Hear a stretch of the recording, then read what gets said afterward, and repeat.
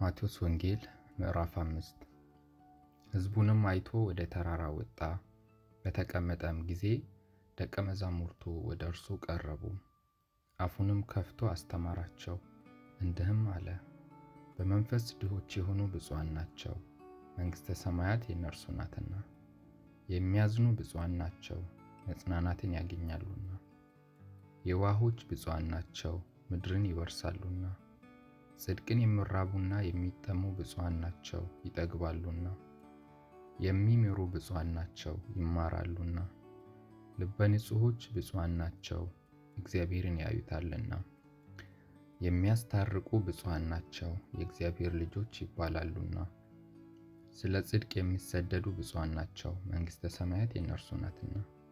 ሲነቅፏችሁና ሲያሳድዷችሁ በእኔ ምክንያት ክፉን ሁሉ በውሸት ሲነግሯችሁ ብፁዓን ናችሁ፣ ዋጋችሁ በሰማያት ታላቅ ነውና ደስ ይበላችሁ፣ ሐሴትም አድርጉ።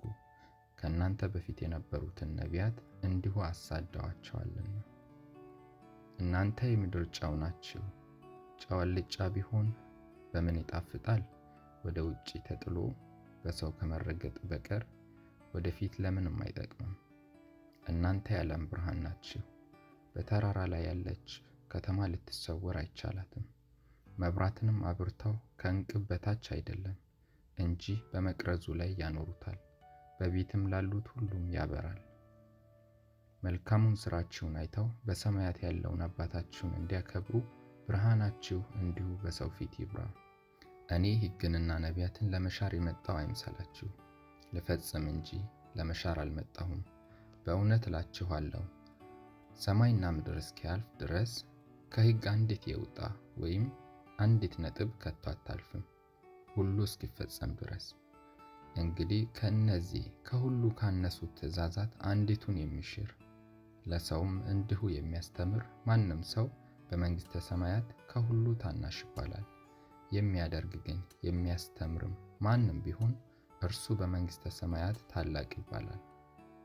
እላችኋለሁና ጽድቃችሁ ከጻፎችና ከፈሪሳውያን ጽድቅ ካልበለጠ ወደ መንግሥተ ሰማያት ከቶ አትገቡም። ለቀደሙት አትግደል እንደተባለ ሰምታችኋል፣ የገደለም ሁሉ ፍርድ ይገባዋል። እኔ ግን እላችኋለሁ፣ በወንድሙ ላይ የሚቆጣ ሁሉ ፍርድ ይገባዋል።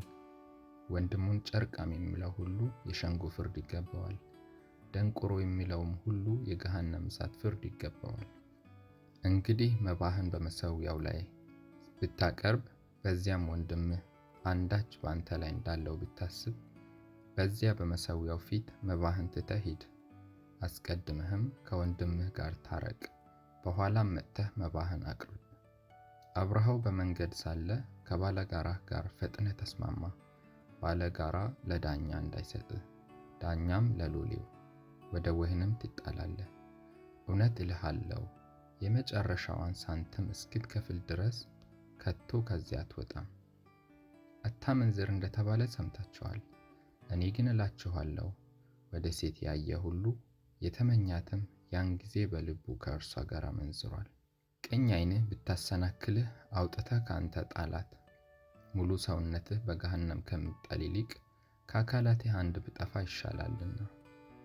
ቀኝ እጅህም ብታሰናክልህ ቆርጠህ ከአንተ ጣላት።